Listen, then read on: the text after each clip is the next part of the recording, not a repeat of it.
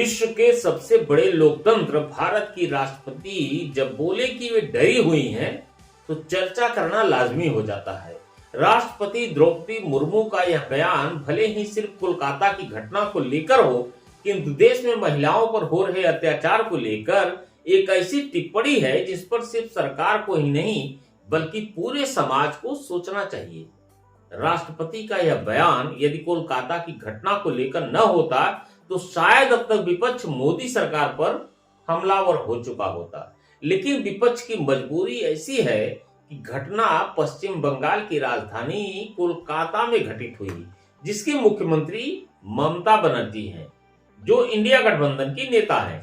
कोलकाता की घटना के 20 दिन बाद राष्ट्रपति का बयान आया कि मैं घटना को लेकर निराश और डरी हुई हूं। बता दें कि राष्ट्रपति मुर्मू ने women's safety enough is enough नाम के एक आर्टिकल में लिखा था, जिस पर उन्होंने मंगलवार 27 अगस्त को पीटीआई के एडिटर से चर्चा की। उन्होंने कहा कि कोई भी सभ्य समाज अपनी बेटियों और बहनों पर इस तरह के अत्याचारों की इजाजत नहीं दे सकता। कोलकाता के आरजी कर मेडिकल कॉलेज और अस्पताल में 8-9 अगस्त की रात 31 साल की ट्रेनी डॉक्टर का रेप मर्डर हुआ था। उसका शव सेमिनार हॉल में मिला था। उनकी गर्दन टूटी हुई थी, मुंह, आंखों और प्राइवेट पार्ट से खून बह रहा था। राष्ट्रपति ने लिखा, कोलकाता में हुई घटना के रेप और मर्डर की घटना से देश सकते में है। जब मैंने इसके बारे में सुना तो मैं निराश और भयभीत हुई। ज्यादा दुखद बात यह है कि घटना अकेली घटना नहीं है, यह महिलाओं के खिलाफ अपराध का एक हिस्सा है। जब स्टूडेंट, डॉक्टर्स और नागरिक कोलकाता में प्रोटेस्ट कर रहे थे तो अपराधी दूसरी जगहों पर शिकार खोज रहे थे। विक्टिम में किंडरगार्टन की बच्चियां तक शामिल थी। कोई भी सभ्य समाज अपनी बेटियों और बहनों पर इस तरह की अत्याचारों की इजाजत तो नहीं दे सकता। देश के लोगों का गुस्सा जायज है, मैं भी गुस्से में हूं। राष्ट्रपति ने कहा कि समाज को खुद के अंदर झांक कर मुश्किल सवाल पूछने होंगे। पिछले साल महिला दिवस के मौके पर मैंने एक न्यूज़पेपर आर्टिकल के जरिए अपने विचार और उम्मीदें साझा की थी। महिलाओं को सशक्त करने की हमारी पिछली उपलब्धियों को लेकर मैं सकारात्मक हूं। मैं खुद को भारत में महिला सशक्तिकरण की इस शानदार यात्रा का एक उदाहरण मानती हूं।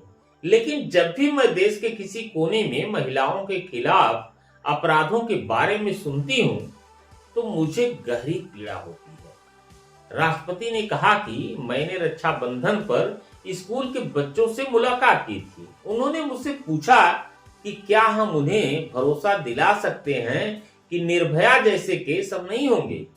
मैंने उन्हें बताया कि हर नागरिक की रक्षा करना राष्ट्र की जिम्मेदारी है, लेकिन साथ ही सेल्फ डिफेंस और मार्शल आर्ट में ट्रेनिंग लेना सभी के लिए जरूरी है, खास तौर से लड़कियों के लिए, ताकि वे और ताकतवर हो सके। लेकिन यह महिलाओं की सुरक्षा की गारंटी नहीं है, क्योंकि महिलाओं की सुरक्षा कई कारणों से प्रभावित होती है। जाहिर सी बात है कि इस सवाल का पूरा जवाब सिर्फ हमारे समाज से आ सकता है। समाज को ईमानदारी, निष्पक्षता के साथ आत्मविश्लेषण करने की आवश्यकता है। समाज को खुद के अंदर झांकना होगा और मुश्किल सवाल पूछने होंगे। हमसे कहां गलती हुई? इन गलतियों को दूर करने के लिए हम क्या कर सकते हैं?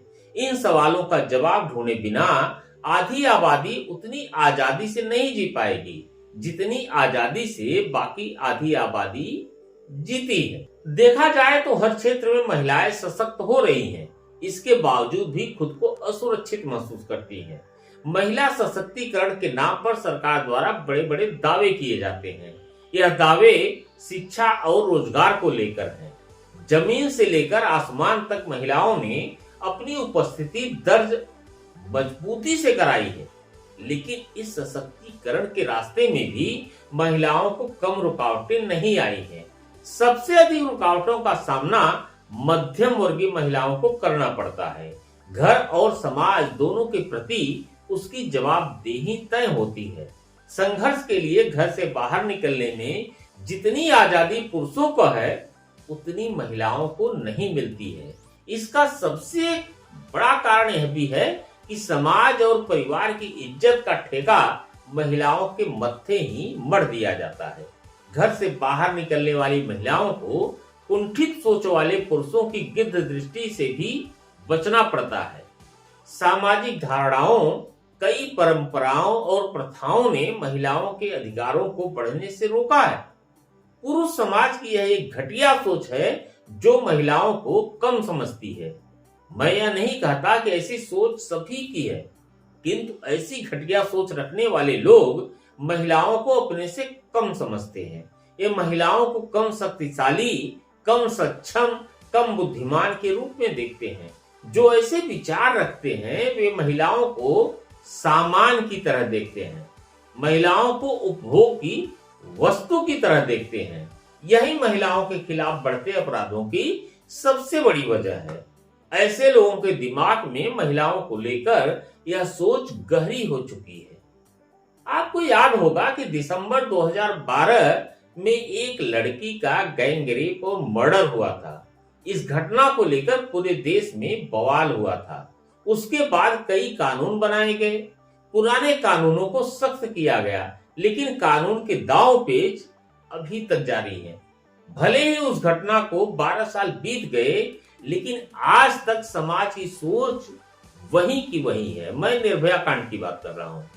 महिलाओं को लेकर जो विचार पहले थे, आज तक वे विचार नहीं बदले हैं। महामहिम राष्ट्रपति द्रौपदी मुर्मू का कथन सही है। महिला सशक्तिकरण की वे स्वयं एक उदाहरण है। एक गरीब परिवार से निकलकर राष्ट्रपति जैसे उच्च पद तक पहुंच जाना सामान्य घटना नहीं है। वे खुद नहीं डर रही हैं, बल्कि महिलाओं और बच्चियों को लेकर जो सोच लोगों में बनी हुई है, वे उस सोच से डर रही हैं। सिर्फ उन्हीं को क्यों, डरना तो हम सभी को चाहिए। सोचना तो यह भी होगा कि इस घटिया सोच को जन्म कहां से हो रहा है। कौन सी धार्मिक या सामाजिक परंपराएं महिलाओं को सिर्फ उपभोग की वस्तु मानकर चल रही हैं।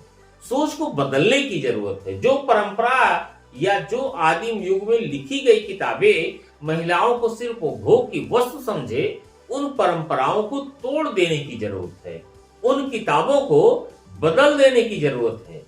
समाज को चाहिए कि अपनी बहन बेटी के लिए जो सोच वे रखते हैं, वही सोच दूसरों की बहन बेटी के प्रति भी रखें।